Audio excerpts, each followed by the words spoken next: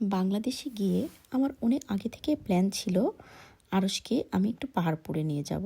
যেহেতু আমাদের বাসা থেকে মাত্র 30 মিনিটসের ডিস্টেন্স এই পাহাড়পুর।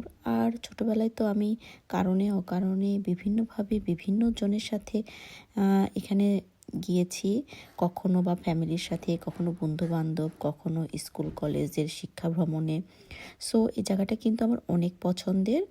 আর আরও যেহেতু একবারও যায় নাই, আর এটার ইতিহাস সম্পর্কেও তার কোনো ধারণা নেই। সো আমার বাবাও বলছিল যে আরশকে একটু সেখানে নিয়ে যাওয়া দরকার।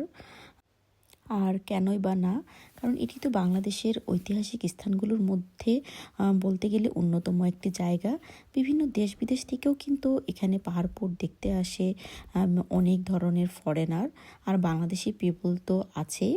আর এটি যেহেতু আমার বাড়ির পাশেই, সো কেন সেখানে যাব না, অবশ্যই তো যেতেই হবে।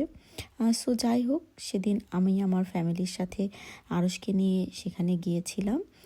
আর এটির ইতিহাস বলতে গেলে এটি কিন্তু 8ম শতকে রাজা ধর্মপালের শাসনামলে নির্মিত হয়েছিল।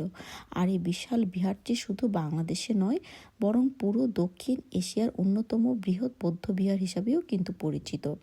আর এর ঐতিহাসিক গুরুত্ব ও অন্যান্য স্থাপত্য শৈলীর জন্য ইউনেস্কো এটিকে ঐতিহ্যবাহী স্থান হিসাবে স্বীকৃতি দিয়েছে।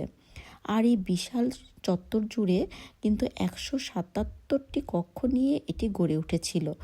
আর এই বিভিন্ন পণ্ডিতগুলো বিভিন্ন বাসস্থান ও জ্ঞান চর্চার জন্য এখানে বিভিন্ন দূর দূরান্ত থেকে এসে এখানে শিক্ষা গ্রহণ করত। আর এটিকে তখনকার পণ্ডিতরা বলে থাকতো মন্দির। মন্দির নামে এটি পরিচিত ছিল, যদিও এটি এখন পাহাড়পুর নামে পরিচিত। আর লাল পোড়ামাটির ইট দিয়ে তৈরি দেওয়াল আর নকশাগুলো আজও সেই প্রাচীন শিল্পকলার সৌন্দর্য বহন করে চলছে। সবচেয়ে বেশি মুগ্ধ করে এর সূক্ষ্ম কারুকাজ। দেওয়ালের টেরাকোটা ফলকগুলোতে ফুটে উঠেছে সেই সময়ের মানুষের জীবনযাপন, ধর্মীয় বিশ্বাস, পশু পাখি এবং নানা পৌরাণিক কাহিনী। প্রতিটি নকশা যেন এক একটি গল্প। সো এগুলো দেখতে কিন্তু আসলে অনেক ভালো লাগে, যা আমাদের ইতিহাস ও ঐতিহ্যের গভীরতা নতুন করে অনুভব করায়। বাট দেখতে এটিতে যতটা সহজ মনে হচ্ছে, এগুলো তখনকার সময় মানুষদের জন্য কিন্তু করা অনেক টাফ ছিল। জানে না তারা কিভাবে করেছে, এবং এটা অনেক মূল্যবান। একদম মাটি দিয়ে খোদাই করা, পোড়া মাটি দিয়ে করা এই নকশাগুলো, যা আজও বছরের পর বছর একদম যেমন করেছে তেমনই আছে। এনিওয়ে, আর যেদিন আমরা গিয়েছিলাম সেদিন কিন্তু অনেক বেশি মানুষ ছিল, বিকজ সেদিন দিনটা ছিল ছুটির দিন। আর ছুটির দিনে সাধারণত মানুষজন এই বিভিন্ন জায়গায় থেকে এখানে ঘুরতে আসে। বিশেষ করে আপনারা তো দেখলে বুঝতেই পারবেন, বিভিন্ন ছোট থেকে বড় স্কুল, কলেজ, প্রাইমারি থেকে শুরু করে স্টুডেন্টরাও কিন্তু এখানে শিক্ষা ভ্রমণে আসছে, যেটা প্রতিনিয়ত এখানে হয়ে থাকে। দেখা যায় যে স্কুল থেকে শিক্ষা ভ্রমণ মানেই আমাদের উত্তরবঙ্গে পাহাড়পুর হচ্ছে 1 নম্বরে থাকবে।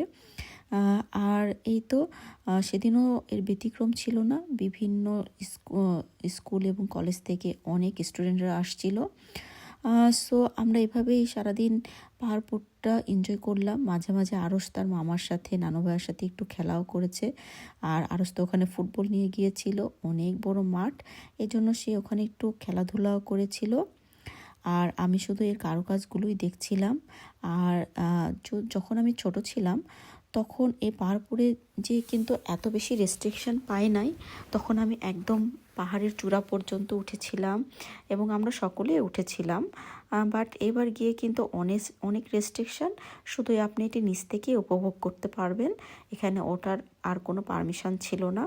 সো আমি এটা অনেক মিস করি। যাই হোক, হয়তোবা এটা সংরক্ষণের জন্যই এমন নিয়ম করা হয়েছে। আর এখানে কিন্তু ছোট একটা পুকুরও ছিল, যেখানে দেখেন কত সুন্দর সুন্দর শাপলা ফুল ফোটা। এভাবেই সারাদিনটা আমরা কাটালাম। আর পাহাড়পুর সম্পর্কে আপনাদেরকে যতটুকু সম্ভব একটু জানানোর চেষ্টা করলাম। আজ এই পর্যন্তই। দেখা হবে নেক্সট কোনো নতুন জায়গা বা ভিডিও নিয়ে। ভালো থাকবেন সবাই। আল্লাহ হাফেজ।